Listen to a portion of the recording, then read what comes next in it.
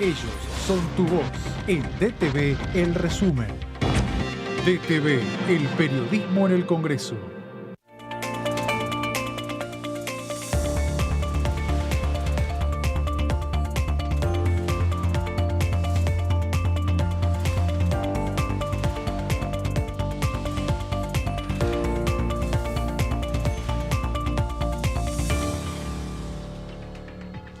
Hola, bienvenidos al resumen de noticias parlamentarias. Vamos a compartir con ustedes una hora de las noticias más importantes de la semana que acontecen y siguen aconteciendo aquí en la Cámara de Diputados de la Nación Argentina. José, ¿cómo estás? Hola, Lu. Bien. Todo bien, todo bien. Mirando a ver, estamos en clima electoral, obviamente, y viendo que mañana se habilitan los padrones. Ya se van a poder conocer dónde vota cada uno, así que bueno, es un dato para ir metiéndonos ya en las elecciones del 13 de agosto. Falta poquito, quieras o no, ya falta... 30 días. 30 días aproximadamente, que pasa rápido, que la campaña, bueno, sí se puede ver ya que hace un par de meses arrancó y con todo este tema de el cierre de listas podemos ver a los distintos candidatos y candidatas, bueno, que ya están en campaña, también los legisladores nacionales, ¿no? Diputados y diputadas de la Nación que respectivamente están haciendo la campaña correspondiente en sus distintas provincias, en sus distintos territorios, porque sacando esta elección nacional de las PASO, también tenemos que recordar la cantidad de elecciones que hay en las provincias. ¿Ya? ¿Cuántas? 13 provincias, si mal no me equivoco, ya eligieron. Las que ya eligieron puede ser, no tengo el número exacto. Pero son varias. Pero quedan 3 elecciones más provinciales antes de las PASO, después quedan 2 más. O sea, las que quedan son el domingo que viene tenemos las elecciones en Santa Fe, nada menos. Exactamente. Santa Fe. Después el domingo siguiente tenemos elecciones en la capital cordobesa, donde... elecciones a intendente, porque en Córdoba ya se eligieron para gobernador. Gobernador, así es. Sí. Y la semana siguiente en, que nos queda Chubut también. Sí. Elecciones provinciales ya para gobernador y después de las PASO, después vienen las PASO. Y después de las PASO tenemos Mendoza, las generales, después viene Santa Fe y después viene también Chaco.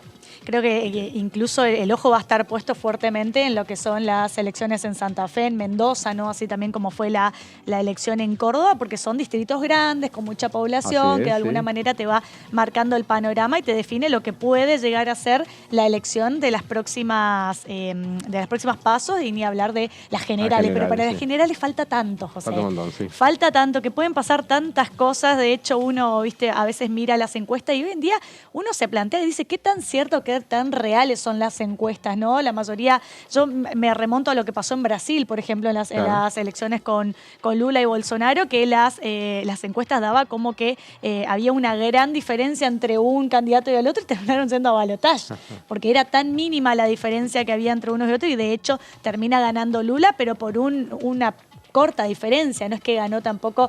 Ya no creo, José, no sé si te parece a vos, pero con el clima que hay, ¿no? Con el contexto político, económico que estamos viviendo, ya no se van a dar esas elecciones en las cuales haya un candidato que gane con el 40-50% como estábamos acostumbrados en elecciones pasadas. Ahora es como que se impone este tema de los tercios, ¿no? Candidatos que llegan al 30 y pico por ciento. No sé si alguno llegará al 40%. Por lo menos en esta elección todas las perspectivas van para ese lado. Nadie piensa que no vayamos a votar también en noviembre en el balotaje, seguramente. Bueno, de momento las cosas son así. A nivel provincial sí se han dado victorias arrolladoras en varios casos.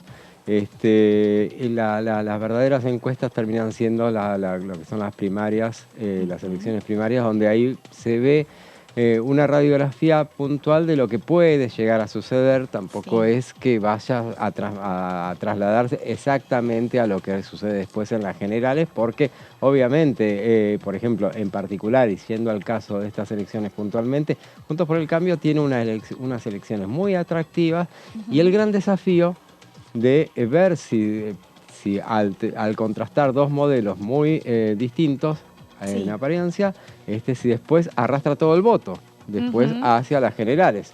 En el caso del oficialismo, que tiene también tiene primaria, donde está más desproporcionado. O sea, hay un candidato, obviamente, que es el que va a ganar, el otro tendrá que esmerarse para conservar también el poco mucho porcentaje que pueda llegar a tener, en este caso, Juan Grabois. Claro, y de hecho, José, en estas últimas elecciones para mí van a ser particulares porque si miramos las últimas elecciones presidenciales, había una gran polarización. Eran dos grandes frentes que se imponían entre el Frente de Todos, hoy Unión por la Patria, con Juntos por el Cambio. Ya con el crecimiento de la fuerza de Javier Milei, esto, bueno, quita mucha intención de votos de ambos partidos, podríamos decir, ¿no? Muchos hablan de ese voto cansancio, el voto castigo, decir, ya probamos con un gobierno, probamos con el otro, bueno, probemos con esto que todavía no es como lo desconocido, no sabemos cómo puede funcionar o no, pero claramente es una elección que marca lo que va a ser las campañas, ya no esa gran polarización a la que estábamos acostumbrados, sino estas elecciones de tercios. Claro, las encuestas, bueno, las que pusimos tan en duda recién, ya estaban marcando una cierta disminución del voto de Milei, que había subido tanto. Es probable que pueda empezar a bajar, que pueda haber bajado. Habrá que ver si eso se constata después en las elecciones puntualmente. ¿Y cómo se va a ver reflejado en el caso de que, supongamos, bueno, en las generales haya un posible balotaje, ¿no? Y que lleguen a ese balotaje Juntos por el Cambio y Unión por la Patria? ¿Cómo se va a ver reflejado el voto del votante de Milei, que todo pinta que parece que va a sacar una buena cantidad de votos? No sé si alcanzará para llegar a imponerse en un balotaje, pero ¿cómo se va reflejado ese votante? ¿A quién va a terminar votando en un posible balotaje, ¿no? Claro, seguramente, pero bueno, habrá que verlo. De todas maneras, uno tendrá que tener en cuenta las posibilidades. Vos decías, a ver si tiene alguna posibilidad en el caso de Milei, que muchos daban en un ascenso fulgurante en los últimos tiempos, y la posibilidad, muchos llegaron a especular con la posibilidad de que pudiera llegar a eventualmente ganar. En una especie de voto bronca que se transparentara, que se trasladara hacia este candidato libertario. Uno se pregunta si hablamos de las dificultades que tiene un gobierno para manejarse en estos gobiernos de minoría. Ahora, si una administración con tanta minoría, o sea, una cosa es gobernar en minoría y otra cosa es gobernar en mucha minoría. Porque algo que va a ser inédito en el último tiempo, porque si bien los últimos dos gobiernos gobernaron en minoría, pero en tanta minoría va a ser más complejo, ¿no? Claro, sería, yo no lo veo muy difícil. Imagínate lo que va a ser poder juntar los votos necesarios, los consensos necesarios para aprobar una ley, porque eso es lo importante siempre también de tener en cuenta en una elección. Cuando uno vota al Ejecutivo, también a ese Ejecutivo hay que darle la herramienta para poder gobernar, que son los legisladores dentro de la Cámara de Diputados y dentro del Senado de la Nación, porque si tenés, sea quien sea que llegue a la presidencia, pero tenés un Congreso en el cual no tenés mayoría y se te va a complicar poder legislar por una cuestión de que vas a tener que negociar constantemente con las otras fuerzas para poder tener los votos necesarios de las leyes necesarias para poder llevar adelante tu gestión de gobierno. Hay que tener mucha capacidad para consensuar. En esos casos, gobernar en minoría es muy difícil. ¿Sabes qué? Bueno, yo tengo un libro. Sí, que se los recomiendo. Se llama Gobernar en minoría, de José Di Mauro, periodista parlamentario. Ahí está, ahí vamos. Gracias. Ya pasamos el chivo, entonces podemos pasar a otra cosa. Pero no, a lo que iba es que, bueno, el gobierno de Mauricio Macri fue por la primera administración que asumió con un gobierno en minoría en las dos cámaras en 100 años, la primera vez que había pasado. La vez anterior había sido con el primer gobierno de Hipólito Yrigoyen, sucedió. En el caso de, Alberto Fernández, le tocó gobernar en minoría en la Cámara de Diputados, pero no en el Senado. Técnicamente podía tener minoría en las dos cámaras, pero en la práctica en el Senado tenía, salvo ahora, donde ha perdido esa condición de primera minoría, le ha pasado. Pero es muy difícil. O sea, una cosa es gobernar cerca y conseguir los acuerdos. Que sean mínimos quizá los votos que te faltan, que ahí uno puede decir, bueno, consensuás, quizá no con el principal bloque opositor, pero con los bloques más pequeños que pertenecen a las provincias y te termina alcanzando. Pero cuando tenés que consensuar con el principal bloque opositor dentro del Senado, dentro de la Cámara de Diputados, se hace muy complejo. Podés alcanzar muchos consensos, por ejemplo, o sea, te puede pasar como a este gobierno le pasó en el primer año de gobierno, que gobernó sin presupuesto porque, no se lo rechazaron. Al año siguiente bueno, ya con otro manejo, con el aprendizaje de lo que había sucedido en la anterior gestión, con otro ministro de Economía que conocía muy bien el Congreso, porque era nada menos que el presidente, el que acababa de ser presidente de la Cámara de Diputados. Se consiguió un presupuesto, se sacó en la Cámara de Diputados, que tuvo una mayoría notoria, que fue la mayoría más grande en 20 años que se había conseguido para sacar un presupuesto de la Nación. O sea, que en minoría se pueden hacer Claro, cosas que también. de hecho, si miramos los últimos 2 tratamientos del presupuesto de este gobierno, del gobierno de Alberto Fernández, costó, ¿no? De hecho, en el 2000, si no recuerdo, para el presupuesto del 2021 no se llegó a votar el presupuesto. Claro, el del 20, claro, del 19 se vota para el 20. El de 2019 no se votó porque llegó la pandemia. Claro. O sea que directamente el gobierno de entonces asumió y hizo uso de la prerrogativa de extender el presupuesto que estaba a la espera de armar un presupuesto distinto. Viendo todo, conociendo todos los números, llegó la pandemia, entonces se gobernó con el presupuesto anterior, extendiendo el presupuesto anterior. En el año siguiente fue que sería del 20 para todo. el presupuesto del año 2021, que por lo general el tratamiento de la ley del presupuesto, es decir, la ley de presupuesto, según lo que establece la ley de administración financiera, ingresa formalmente al Congreso el 15 de septiembre. Tiene que ingresar por la Cámara de Diputados. Todos los 15 de septiembre, de ahí en adelante, arranca el debate aquí en la Cámara de Diputados y luego en el Senado. Muchas veces hicimos la cobertura, hablamos de este tema.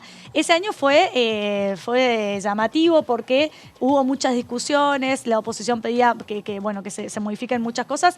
Al fin y al cabo, el día que hubo la sesión, no se terminó aprobando el presupuesto para el ejercicio fiscal del año 2021. 22, el del 22. Era del 21 para el 22. Ah, sí. Exactamente. Y bueno, eso generó mucho enojo también dentro del gobierno porque tuvieron que gobernar con el presupuesto del año anterior. Así que veremos, no falta mucho. Imagínate que después se dio el presupuesto de 2023, que es el actual, que lo consiguió con una enorme mayoría. O sea y ahora, dentro de pocos días, estamos hablando de es el 15 de septiembre, tendrá que ser, o sea, pasada un mes después de las elecciones primarias, tendrá que presentar este presupuesto. Claro, va a ser un tema, José, porque imagínate que queda en el medio, entre las PASO y las generales, la ley de presupuesto. Claro, Teniendo en cuenta año político, año electoral, año en el cual se elige los presidentes, gobernadores en muchas provincias, un recambio grande y fuerte de autoridades, recambio aquí en la Cámara de Diputados también en el Senado, y justo la ley de presupuesto se mete en el mes de septiembre, que queda en el medio entre las PASO y las generales, así que seguramente que va a ser un debate muy interesante de seguirlo y bueno, de hacer el análisis correspondiente. ¿Y por qué hablamos de todo esto? Porque tiene que ver las elecciones generales, las elecciones en las provincias, tiene que ver con la Cámara de Diputados. ¿Por qué? Porque muchos legisladores que están actualmente en ejercicio de sus funciones son candidatos en sus respectivas provincias, ya sea para puestos provinciales, puestos municipales, y de hecho incluso varios de ellos estuvieron ganando elecciones en sus provincias, renunciaron a sus bancas respectivamente y bueno, asumen nuevos diputados, y por eso nosotros nos metemos en esta información, informamos de que suele haber este recambio en la Cámara de Diputados que tiene que ver vinculado con las elecciones que están ocurriendo en todo el país. Pero vamos a meternos en lo que va a ser el programa del día de hoy. Arrancamos viendo lo que sucedió en el programa Todo Cultura, que es conducido por nuestra compañera Amanda Alma, y luego nos metemos en más información parlamentaria. A ver.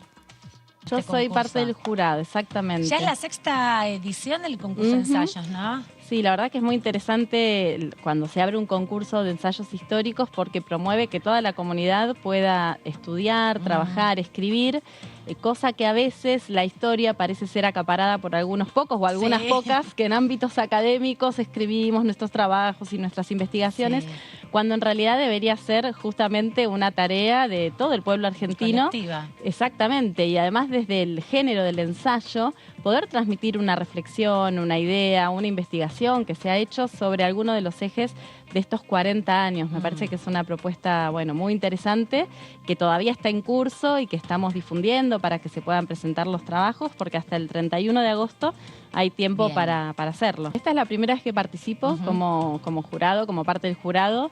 El resto lo seguí como, Sí, bueno, claro. como Como lectora curiosa. atenta, exactamente.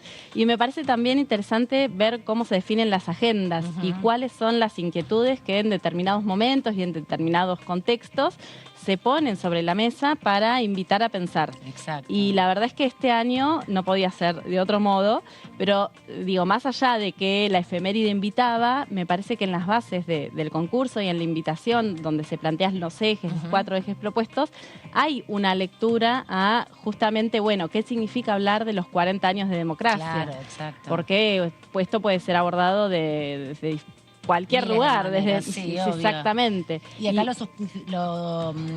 suscriben a la participación del Congreso también, ¿no? Al rol del Congreso en este proceso de los Claro. 40 años. Hay un eje fundamental que está vinculado con los debates parlamentarios y la historia legislativa y los hitos legislativos que en estos 40 años fueron construyendo, ampliando derechos y bueno, y acompañando la dinámica de la lucha política, de la lucha social desde la Cámara y desde el Poder Legislativo. De todas maneras, también se invita a reflexionar sobre otros ejes vinculados en la misma perspectiva, Claro. en, bueno, ¿qué pasa para pensar nuestra democracia? ¿Qué pudimos construir? ¿Cuáles son las fortalezas? ¿Cuáles son los logros? ¿Cuáles son las tareas pendientes en Marcar todos como estos algunos años? hitos también, ¿no? Respecto a eso. Exactamente. Son muchos años y han pasado muchas cosas. Sí, hay que ver, bueno, cuáles son los temas que eligen los participantes y las participantes a la hora de, bueno, de ponerse a desarrollar sus temáticas, ¿no? Pero estamos trabajando hace ya, creo que 1 año y medio, con Norberto Galazo, que es el historiador con el que yo me formé y con quien trabajo. Flor de profe. Sí, mi El maestro, mentor.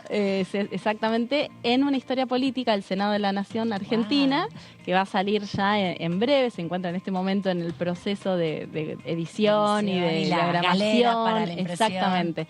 Pero la verdad es que fue una experiencia, fue una A ver. propuesta del área del Senado, de la Dirección de Cultura del Senado, fue una propuesta muy interesante porque la historia de la Cámara de Diputados está mucho más abordada que las producciones historiográficas sobre el Senado de la Nación, mira. ¿no?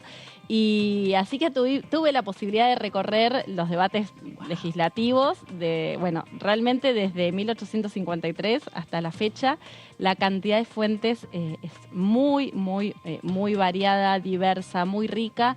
La historia de los senadores y las senadoras que hay que seguir rescatando y hay que seguir construyendo. Hay un capítulo específico de las primeras Claro. senadoras peronistas. Ahora que tenemos un salón específico que la vicepresidenta de la Nación inauguró el 8 de marzo, si no me equivoco. con Exactamente. Las senadoras, las primeras senadoras que asumieron. Exactamente. El 50 En el 52, exactamente. Y ahí es donde lo que uno puede encontrar que es una puerta de entrada a la historia argentina. La historia del Poder Legislativo se presenta muchas veces, y no casualmente, sino intencionalmente, como una historia vinculada a lo técnico, Sí, ¿no? puertas adentro. digamos. Exactamente. Cero O a popular. la historia constitucional, o una historia institucionalista, una historia político-administrativa. Y en realidad cuando uno comienza a introducirse en esos Sí. pasillos, debates, a estudiar la vida de cada uno de esos hombres y mujeres, se da cuenta que son las mismas luchas políticas justamente y sociales que se generaron en la historia argentina, en las calles y también adentro del palacio. Exacto. Entonces, bueno, fue este ida y vuelta entre lo que pasaba en el recinto y los movimientos sociales, nos fueron permitiendo contar, yo diría, un poquito la historia argentina, porque Sí. arrancamos por la Declaración de la Independencia, muy brevemente, para llegar desde la sanción de la Constitución, y a partir de allí, sí, todas las etapas, y además las numerosas interrupciones y el cierre Exacto, del del Congreso de la Nación una y otra vez. Y me parece que en ese punto el eje autoritarismo-democracia, más allá de estos 40 años, Sí. atraviesa toda la historia del Poder Legislativo y del Estado de la Nación Argentina. Entonces, creo que, bueno, que estos 40 años puede ser una excusa para pensar cuestiones mucho más profundas que vienen desde 1816. Y ahora sí nos metemos en lo que va a ser el desarrollo del tema del día. En la última sesión aquí en la Cámara de Diputados la semana pasada se sancionaron varias leyes. Entre ellas se aprobó, que tuvo media sanción, el tema de la ley para derogar lo que son las tareas insalubres y peligrosas para las mujeres. Y para poder entender respecto de esto, José nos va a contar a ver de qué se trata. Así es, Lu. Bueno, en esa sesión donde siempre resaltamos el clima bastante consensual que tuvo la última reunión del miércoles pasado, miércoles-jueves, terminó a las 2 de la mañana. Sí. En esa reunión se aprobaron varias leyes, en total varios proyectos, por lo Sí. menos. Hubo 8 que estaban previstos para tratar, 8 más que se incluyeron después en una votación, en una única votación. Claro, 9 porque en incluso realidad. este tema no estaba previsto en el No, temario. este sí, ¿no? este sí. Este estaba publicado en el temario. Sí, a mí me entró la duda también, de a ver Sí. si había sido incluido dentro de los 9 que se agregaron al Y final. estaba. Pero no, este estaba ya incluido en el temario. No tuvo mayor difusión en la previa, Ujú. aunque es un tema que viene siendo peleado desde hace muchísimo tiempo. Sí. Y entonces me parece que, aparte, es el único tema que se aprobó de manera unánime. Fue el único proyecto que tuvo aprobación unánime. Entonces vale la pena destacarlo y hacer hincapié en este tema, que es el que estamos hablando de la prohibición de tareas peligrosas o insalubres para las mujeres. Sí. Y bueno, como decía, la Cámara de Diputados aprobó la semana pasada, en la sesión del 5 de julio pasado, pero ya pasada la medianoche, o sea que fue el 6, la derogación de la ley 11.317 y el decreto 2.699 del 28 de mayo de 1925. Increíble, ya casi 100 años. Casi A 100 poquito de años, cumplir sí. 100 años, increíble. Bueno, bien, hay que celebrar que se haya derogado esta ley porque ya hoy en día prácticamente no existen tareas que no puedan realizar las mujeres, ¿no? Así es, Hay que sí, poner claro, en tal contexto cual. siempre, José, como decimos, 1925, todas las leyes, como siempre lo digo, surgen en un contexto histórico, en un contexto social. En el 1925, yo no recuerdo, las mujeres ni siquiera votaban en el 1925. No, claro, Imagínate, justamente. para realizar ciertas tareas que se consideraban insalubres, peligrosas, porque siempre la tarea de la mujer estaba más destinada a los quehaceres domésticos, a las tareas de cuidado. Entonces, de ahí surge, ¿no? Hay que tener en cuenta el contexto. 1925, en una sociedad sumamente patriarcal, sumamente machista, donde las mujeres sabían cosas que no podían hacer, ni mucho menos participar en política, imagínate. De eso vamos a hablar justamente y vamos a hacer referencia a lo que fue el debate de esa ley que encima se votó en 1924 la ley, Sí. el decreto que la promulga es del 25 en mayo y bueno, la iniciativa entonces tenía 153 votos afirmativos tuvo, o sea, unanimidad hubo. En el texto definitivo se unificaron los proyectos impulsados por las diputadas Silvia Lospenato, Lucila Massín y Vanessa Siley, Lucila Massín y Vanessa Siley del oficialismo, Silvia Lospenato es del PRO y además colaboraron un conjunto de diputados y diputadas de extracción sindical en toda esta elaboración de esta iniciativa que por lo menos ya tuvo media sanción y esperemos que se Seguramente convierta en se va a ley. votar por unanimidad en el Senado también. Esperemos que sí, así va a suceder seguramente. Veamos en la siguiente placa, vamos a ver qué es específicamente. Esto es largo, pero bueno, la derogación dejará sin efecto la ley sancionada hace casi 100 años que dispone la prohibición de tareas peligrosas o insalubres para mujeres y personas menores de 18 años y se rige por las disposiciones de las leyes 26.390, prohibición del trabajo infantil y protección del trabajo adolescente, y 25.212, ratificación del Pacto Federal del Trabajo, sin perjuicio de las denuncias penales que corresponde efectuar para determinar la eventual comisión de delitos de acción pública, conforme lo previsto en el artículo 148 bis del Código Penal. ¿Qué queremos decir con todo esto? Es que la ley en sí, la que se pretende derogar, todavía no se derogó, pero en eso estamos, lo que busca es lo que involucra a las mujeres y a los menores de 18 años. Exacto. Y fíjate, José, que no me parece un dato menor lo que citaste ahí, el tema de la ley que protege el trabajo infantil y la protección del trabajo adolescente, porque esa reglamentación que existe actualmente en la República Argentina sigue prohibiendo, primero, que los menores no pueden trabajar, esa es la regla general. Después hay ciertas excepciones que se da entre los adolescentes entre 16 y 18 años que pueden trabajar bajo ciertos requisitos, bajo ciertas condiciones, entre ellos que no sean, por ejemplo, tareas que se desarrollen durante la noche, entre las 20 horas y las 6 de la mañana, que asistan con el horario, con la actividad escolar, bueno, que puedan tener tiempo para actividades de recreación, de esparcimiento y sobre todo que no sean tareas peligrosas ni insalubres. Recordemos que estamos hablando de adolescentes, ¿no? Entonces, en líneas generales, la regla general es que el trabajo infantil está prohibido, pero el trabajo adolescente tiene ciertos requisitos y ciertas condiciones que se puede dar bajo ciertas esas circunstancias. Así es que justamente lo que entonces se trató de dejar claro y se dejó claro específicamente es a que esto no es que al derogar esto afectaban a los menores o los incluían, no quieren que se mezcle la intención y la naturaleza de lo que se está justamente derogando. Veamos ahora a continuación la próxima placa, qué cosas, por ejemplo, esta norma que es centenaria establece prohibiciones para tareas tales como carga y descarga de navíos, canteras o trabajos subterráneos, maquinistas o foguistas, en el engrasado y limpieza de maquinaria en movimiento, en el manejo de correas, por ejemplo, son algunas, recordemos, esta ley data de 1924-25. Y también, José, recordemos que para 1925 la mayoría de estas tareas se realizaban utilizando la fuerza. Claro. La fuerza en este caso, de hombres. Hoy en día la mayoría de estas tareas se realizan con máquinas. Sí, veamos otra más, claro, y veamos la próxima placa y seguimos entonces qué otros elementos, por ejemplo, estaban alcanzados por esa norma centenaria, en sierras circulares y otros mecanismos peligrosos, en la fundición de metales, en la fusión y en el sopleo bucal del vidrio, en el transporte de materias incandescentes, en el expendio de bebidas alcohólicas destiladas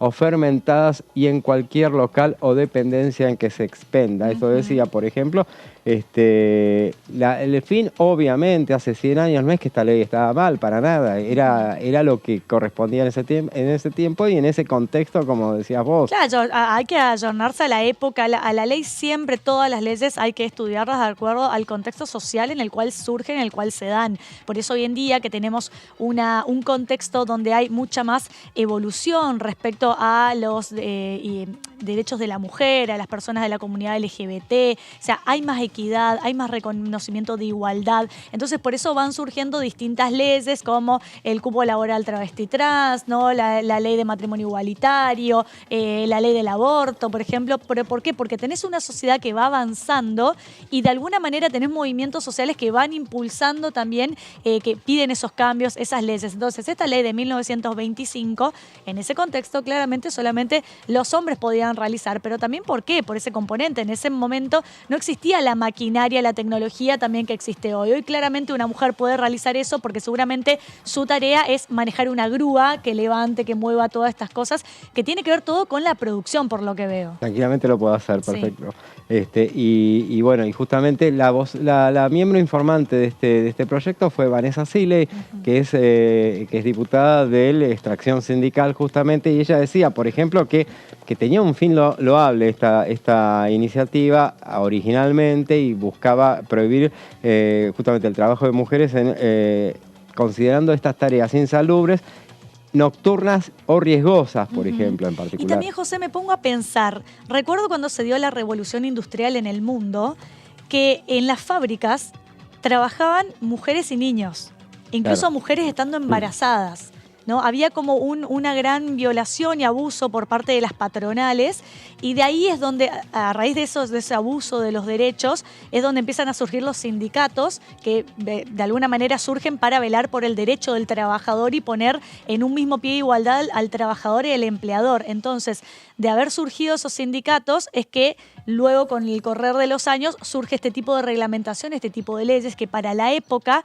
claramente que era un trabajo que quizá las mujeres y los niños no lo podían realizar. Claro. Pero si vas un par de años más atrás, cuando recién surge la revolución industrial, no importaba quién trabaje dentro de una fábrica. Trabajaban tanto mujeres, niños como hombres a la par, con la cantidad de abusos en los derechos que existía, ¿no? La cantidad de horas que se trabajaba, el salario mínimo que se le pagaba, y bueno, esta condición, ¿no? Que hasta mujeres estando en situación de estar embarazadas trabajaban igual. Entonces, todo va evolucionando. Por eso, una vez más, repetimos esto, como a raíz de la historia y los movimientos sociales y los contextos que va viviendo la humanidad, que va viviendo una sociedad, es como se van dando todas estas leyes que surgen para proteger los derechos de las personas. Así es que en el siglo XXI, justamente entonces Vanessa Silley hablaba de, bueno, atendiendo que esto era de ese contexto, ahora replantearnos esa cosmovisión o esos estereotipos patriarcales que por entonces surgían y bueno, y que llevan a una situación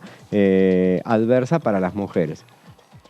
Bueno. Bueno, Así es. Bueno, llegamos a la primera parte del programa del resumen de noticias parlamentarias. Llegó el momento de hacer un pequeño corte. Quédense con nosotros que en minutos nada más volvemos con más resumen de noticias parlamentarias.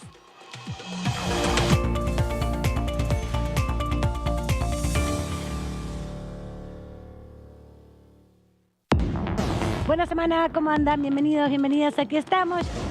Hay un proyecto por el cual yo trabajé muchísimo y somos muchos los diputados y diputadas que hemos trabajado, pero veo muy difícil que eso pueda darse, y es el proyecto de humedales. Creo que es un proyecto muy importante para la Argentina también. Todo lo que tiene que ver con la agenda ambiental, en ese caso el de trazabilidad también entra.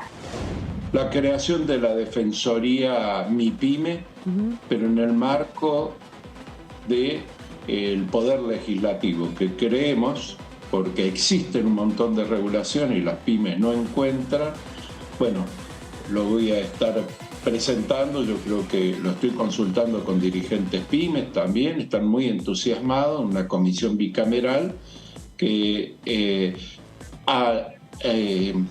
a similitud de lo que está legislándose en el resto del mundo, cumplamos acá, porque supuestamente la defensa de la competencia, por ejemplo, está dentro de la Defensoría del Pueblo. ¿Cuánto hace que no está elegido el defensor del pueblo? DTV, tercera edición, de lunes a viernes.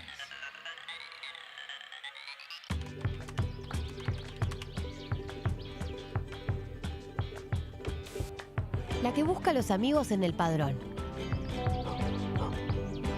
El que va antes a la casa de pastas. Los que van después. La que trata de convencer a la abuela hasta el último momento. El que llega hasta la mesa y no encuentra el DNI. Todos ellos, todas ellas, comparten hace 40 años un mismo ritual. Este 13 de agosto, vamos a seguir compartiéndolo. Seamos cada vez más los que votamos por la democracia. Elecciones 2023. 40 años de democracia. Argentina Presidencia.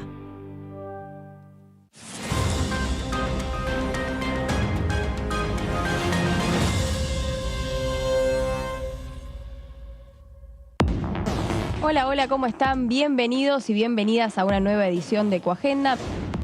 Es necesario que se reconozca un día en el año como el Día de la Mujer en la ciencia, porque todavía somos una minoría, las mujeres que nos dedicamos a hacer investigación científica. Por lo tanto, en un día como este sirve para estimular vocaciones, para despertar vocaciones, para que más mujeres se dediquen a la investigación, a las ciencias exactas, a las ciencias sociales. La primera vez que escuché el concepto de ecoansiedad fue en el 2019. No lo conocía, había ido a un congreso en el que se iba a hablar sobre sustentabilidad y me acuerdo que desde una organización plantearon este problema, ¿no? Que la ecoansiedad cada vez es más frecuente, y cuando empezaron a describir lo que era, dije, esto es lo que siento, esto es lo que muchas veces sentí desde que empecé a enterarme de lo que pasa en términos ambientales, y al mismo tiempo de pensar, bueno, ¿qué puedo hacer desde mi lugar? Ecoagenda, jueves 23 horas. Este es el gasoducto Presidente Néstor Kirchner, una obra de escala mundial realizada en tiempo récord, que unirá la energía de Vaca Muerta con todo el país. Innovaciones, tecnología, cientos de kilómetros de acero y miles de trabajadoras y trabajadores. Esta megaestructura alimentará la llama del país, uniéndonos con nuestros seres queridos, acelerando la economía, ahorrando divisas, con desarrollo, con federalismo, con soberanía y orgullo. Gasoducto Presidente Néstor Kirchner. Mueve energía, mueve al país. DTV es diálogo, análisis, información. DTV es pluralidad de voces, federalismo, libertad de expresión. DTV es todo lo que un país en democracia tiene que ser. DTV es tu voz en el Congreso. Este 2023 seguí eligiéndonos. DTV, el periodismo en el Congreso.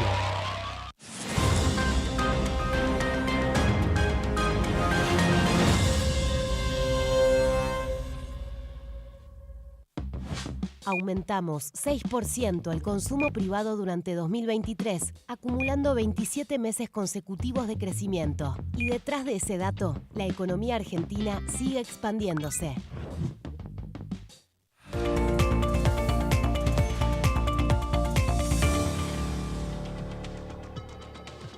Continuamos con el resumen de noticias parlamentarias. Estamos haciendo un repaso con José de lo que fue la aprobación de la ley para derogar el tema de las tareas insalubres y peligrosas para mujeres y menores de edad. Y José nos va a seguir contando a ver de qué se trata. Bueno, esta norma entonces que se busca derogar tiene 26 artículos en su origen y fue deviniendo en abstracta en la práctica, porque uno dice, pero ¿cómo? Si esto no rige en la actualidad. Y claro, bueno, porque en la práctica fue justamente prohibida, por ejemplo, el trabajo de mujeres, por ejemplo, en el subterráneo, y hoy sí trabajan mujeres en el subte, obviamente.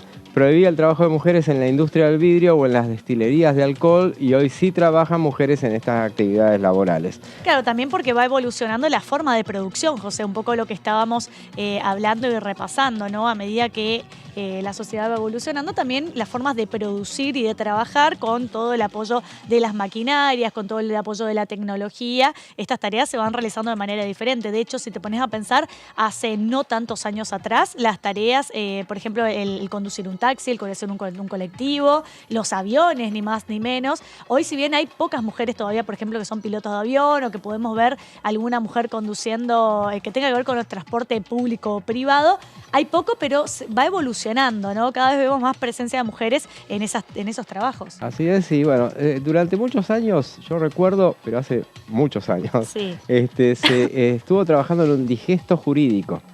Achicar un poco la cantidad de leyes impresionantes que había. Y ¿tenemos inflación de leyes, José? ¿Estás queriendo decir eso? Olvídate. Y justamente con esto, lo que sucede con esta ley, con esta norma, yo me preguntaba, ¿y por qué no tocaron esta ley en ese digesto? Trabajaron juristas durante muchos años, en tiempo de Menem estábamos hablando. Y esta no la pueden tocar porque si vos la sacás es preferible que se transgreda directamente o se cambie, se modifique con otras leyes, pero sin tocar esta, digamos, pero que se lo haga a partir del hecho de ver la posibilidad antes de que dejar un vacío legal. Así es. Y hoy estuviste hablando con una de las diputadas que impulsó esta ley, que hablaron en el recinto respecto a la aprobación de esto, es Vanessa Siley, así que vamos a ver qué decía. Gracias, presidenta. Bueno, en esta oportunidad hemos logrado traer al recinto una propuesta que ya tiene varios años en esta Cámara.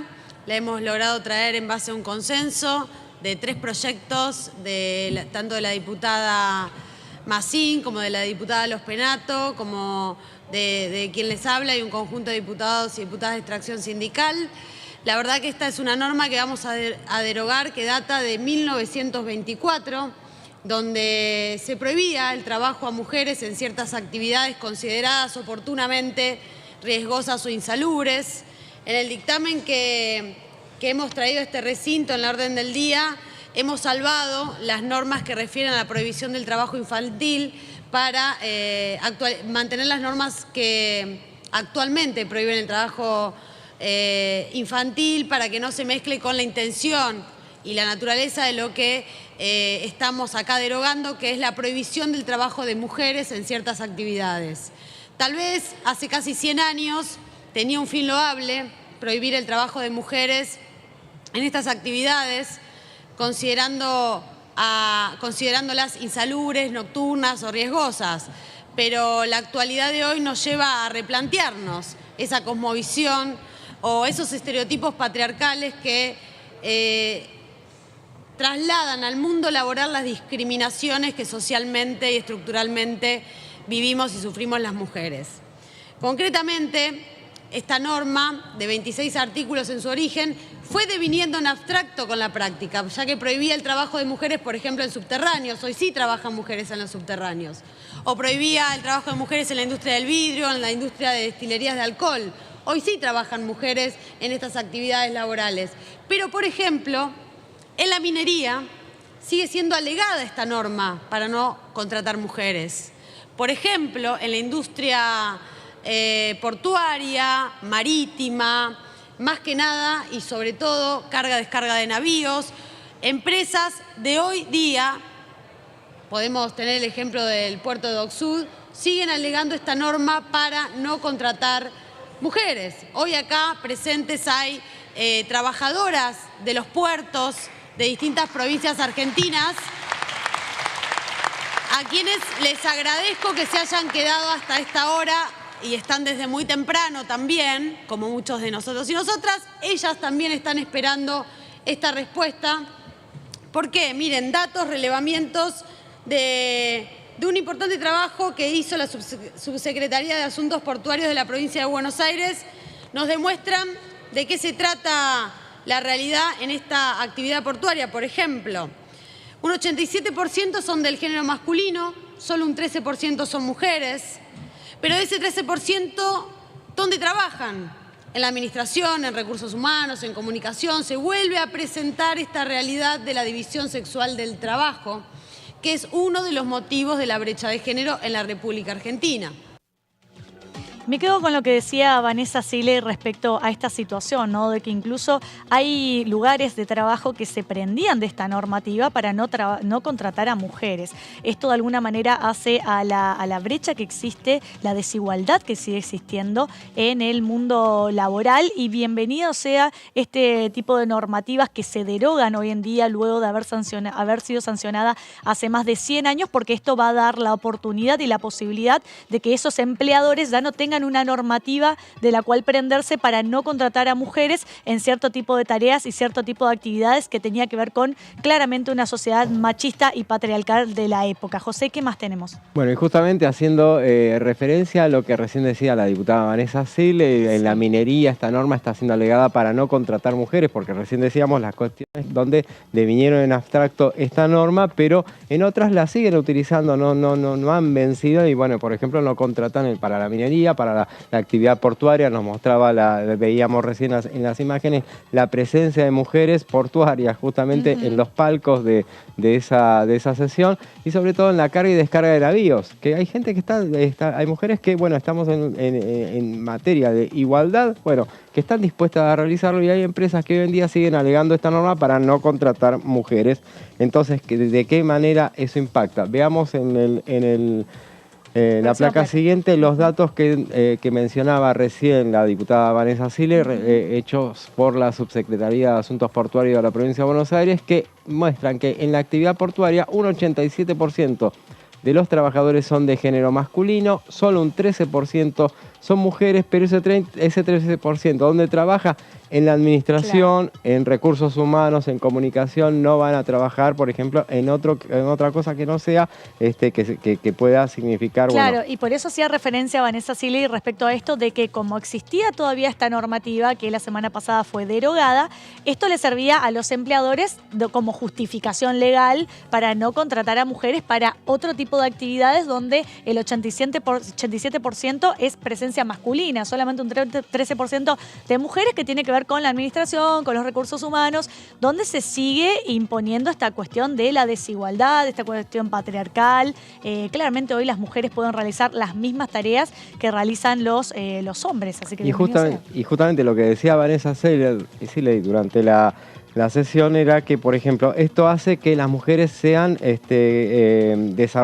desarrollen en áreas, por ejemplo, la educación, la salud o en los trabajos domésticos, justamente, que son actividades laborales desvalorizadas. Sí. Entonces, ¿qué genera todo esto? Una brecha salarial que es la que es muy notoria en esta materia y que fue lo que giró todo este debate. Y ni hablar, José, de lo que, sacando un poco de lo que son las actividades que están vinculadas a la producción, pero lo que es el techo de cristal que sigue existiendo hoy en día, que también eso es un tema que lo podemos analizar en algún momento, cómo todavía sigue costando de que las mujeres sean las que ocupan grandes cargos de poder en el sector privado y también en el sector público. Si te pones a pensar, ¿cuántas mujeres gobernadoras existen en la República Argentina? 2. Sí. Con la cantidad de provincias que tenemos claro. En el mundo, ¿cuántas mujeres presidentas existen? Siempre hay una minoría, ¿no? Y tiene que ver con ese techo de cristal también de la parte privada, de que la mayoría de los directores de empresas, gerentes y demás siguen siendo hombres. Entonces, Estamos claramente en un mundo mucho más evolucionado de lo que era 1925, pero todavía queda muchísimo por conquistar, muchísimo por hacer. Recuerdo que el 8 de marzo, el Día de la Mujer, había leído una encuesta que sacó ONU Mujeres, que yo sigo a la página ONU Mujeres, y decía que para llegar a una igualdad real, verdadera, laboral, de oportunidades, de género y demás, faltan 300 años. Imagínate. Qué dato. Bueno, Sí. ahora vamos a ver más adelante datos justamente de la brecha, de que hablan de esa brecha salarial y laboral entre el hombre y la mujer. Veamos la próxima placa, que tiene que ver que en nuestro país la brecha salarial no tiene origen en que hay un varón que hace una tarea y hay una mujer que hace la misma tarea y cobra diferente. La brecha salarial tiene que ver con la segregación ocupacional. Es decir, las mujeres hacen tareas mal remuneradas y desvalorizadas por la sociedad, pero sustanciales para la vida de una sociedad. La idea de derogar esta norma, todo esto lo decía, por ejemplo, en este caso particular, Vanessa Siles. Claro, y esto también explica por qué la mayoría de las mujeres viven en situaciones de indigencia y de pobreza en comparación con los hombres, ¿no? Si uno mira, tiene que ver con esta brecha salarial, ¿no? La falta de oportunidades en un montón de actividades donde predominan mayormente los hombres, teniendo en cuenta otro dato, José, que la mayor población del mundo, te puedo decir que el 51-52% son mujeres. Imagínate. Así es. La idea de derogar la norma es poder abrir el abanico y que las mujeres tengan mayor libertad para elegir en la inserción laboral y de esta manera, al eliminar esta segregación ocupacional, poder visibilizar todas las otras tareas ocultas y mal remuneradas que atacan directamente a una diferencia salarial que ronda el 20% en promedio en la Argentina. Y un detalle, lo mencionábamos recién, en lo que sucedía en 1922, fue en realidad la discusión de esta norma, por lo menos en la Cámara de Diputados, una Cámara de Diputados habitada solamente por varones, como decías al principio. Decía, un diputado radical en ese momento explicaba en lo que se refiere al trabajo nocturno de las mujeres había excepciones, decía en ese debate, la transcripción dice. Es decir, que había que prohibir el trabajo nocturno de las mujeres salvo en las actividades de servicio de enfermería, de servicio doméstico y de espectáculos públicos. Acá vemos entonces que las tareas sí las podían hacer las mujeres de noche, porque se vinculaban directamente con esa división sexual del trabajo. Así es, y quien también estuvo hablando respecto de este tema en la sesión de la semana pasada fue la diputada Silvia Lospenato. Vamos a ver qué decía.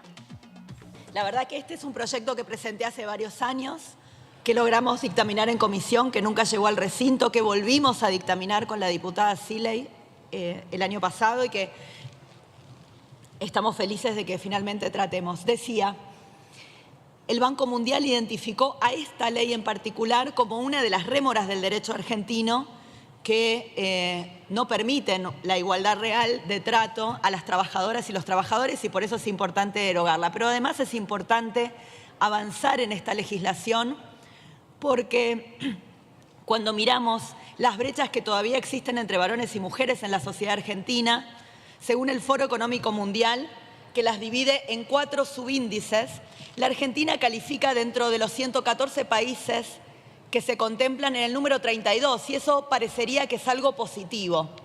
Sin embargo, cuando miramos los subíndices, vemos que a nivel de educación las brechas son casi nulas, y entonces ranqueamos en el puesto 1. A nivel de empoderamiento político, debido a los avances que hemos dado en la sanción de leyes en esta Cámara, entre ellas, sin dudas, la más importante, la Ley de Paridad, estamos en el número 28. Cuando evaluamos los indicadores vinculados al acceso a la salud, la Argentina está en el número 46, pero cuando hablamos de participación económica, la Argentina rankea en el número 102. Y eso quiere decir que es ahí donde nos falta reducir las brechas de desigualdad entre varones y mujeres. Y esto es bastante simple de ver cuando miramos que la diferencia tanto en la tasa de actividad como en la tasa de empleo en la Argentina en este momento entre varones y mujeres es más de 20 puntos. Cuando 4 de cada 10 mujeres que se encuentran en la actividad lo hacen vinculadas a los sectores de cuidado, que son además los sectores que tienen una regulación laboral más desfavorable que el régimen general y que tienen una remuneración menor que el resto de los sectores de la actividad económica. Y también cuando vemos la preeminencia de las mujeres en el trabajo informal, que remunera a las mujeres con un 65% del salario con el que remunera a un hombre que trabaja también en la informalidad. Por eso este es un avance más en una lucha que todavía debe continuar para remover principalmente 3 obstáculos. Por un lado, tenemos que mejorar el acceso al mercado laboral de las mujeres. No puede ser que 1 de cada 2 mujeres en la Argentina solamente se encuentren en la actividad y que tengamos a 1 de cada 2, por ende, desempleada o inactiva. Tenemos que disminuir la informalidad, porque tampoco puede ser que seamos las mujeres las más informales y que además tengamos esta desproporción en la remuneración, que en la brecha general del trabajo formal es del 37%, pero en la informalidad es del 65%. Y por el otro lado necesitamos políticas públicas que acompañen las trayectorias laborales de las mujeres, para que las mujeres puedan insertarse en aquellos sectores de la economía de mejor remuneración y para que logremos mayor reconocimiento formal y salarial a las actividades que mayoritariamente ocupamos las mujeres, una de las cuales hablamos hoy, la ley de obstétricas, como también los sectores de la enfermería y de la educación.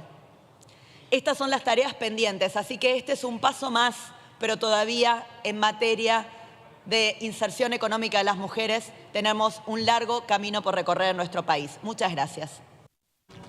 Y gracias a la intervención de este tipo de mujeres como Silvia Lospenato, como Vanessa Siley y como tantas legisladoras, tanto de la Cámara de Diputados como del Senado, que pasaron a lo largo de esta historia, es que hoy en día se puede hablar de los derechos de la mujer, se puede hablar de la igualdad, se puede hablar de la paridad. Entonces, bienvenido sea de que cada vez sean más las mujeres que tengan una voz dentro del Poder Legislativo, también dentro del Poder Ejecutivo, porque esto va a contribuir a que cada vez más sea más pequeña esa brecha de desigualdad que existe históricamente entre hombres y mujeres. José, ¿qué más tenemos? Justamente, y bueno, para ir concluyendo, y bueno, vamos a remarcar los datos que dio recién la diputada Lospenato. Según el Foro Económico Mundial, la Argentina, decía ella, califica en el puesto 32 dentro de los 114 países, lo cual no está para nada mal.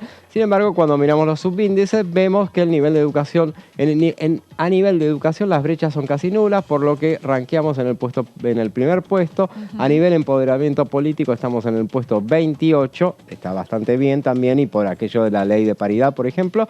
Cuando evaluamos los indicadores vinculados al acceso a la salud, nuestro país está en el puesto 46, pero cuando hablamos de participación económica, la Argentina está en el puesto 102, estamos hablando de participación económica de las mujeres.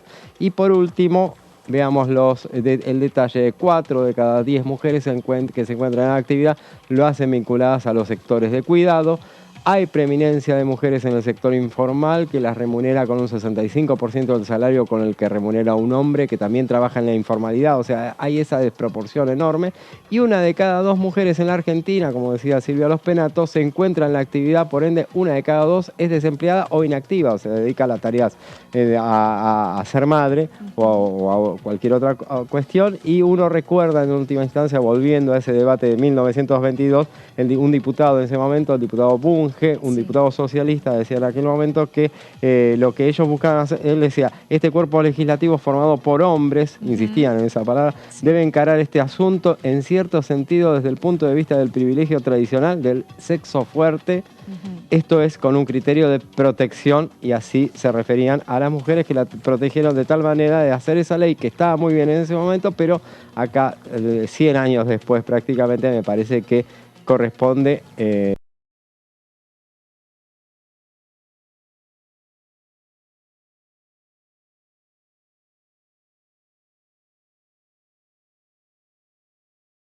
Me quedaba con ese dato, José, que decías de 4 cada 10 mujeres trabajan en las tareas de cuidado, ¿no? Y hoy en día aquí también dentro de la Cámara de Diputados existen leyes para empezar a equiparar el tema de las tareas de cuidado. Se me viene a la cabeza todo el tema de las licencias, por ejemplo, para los hombres, porque así como para las mujeres siempre estuvo prohibido cierto tipo de tareas y demás, para los hombres también el hecho de ser padre, por ejemplo, me puede ser que la ley de contrato de trabajo hoy tenga solamente 2 días de licencia para realizar las tareas tareas de cuidado necesarias, que esto también es importante hablar porque poner en un mismo pie de igualdad tanto a hombres como a mujeres hace a la igualdad real de oportunidades, ¿sí? Tanto en las tareas de cuidado para hombres y mujeres, y también que las mujeres se puedan descomprimir de esas tareas de cuidado, de que históricamente tuvimos que ligarnos al cuidado de los hijos, quizás de las personas ancianas, de los enfermos. Entonces, si vos equiparás también las tareas de cuidado, esto libera de tiempo a la mujer y puede ejercer más el ámbito laboral, puede estudiar, puede ejercer una profesión. Hoy en día muchas mujeres, de hecho, deciden no ser madre, no tener hijos, porque pretenden dedicar su vida a la carrera profesional, y bienvenido sea, porque tiene que ser con una decisión de vida y no que tenga que ver con una cuestión cultural como lo fue todos estos años. Y llegamos al final del resumen de noticias parlamentarias. Nos volvemos a encontrar mañana a las 18 horas, como todas las tardes. Nos vemos mañana. Chau.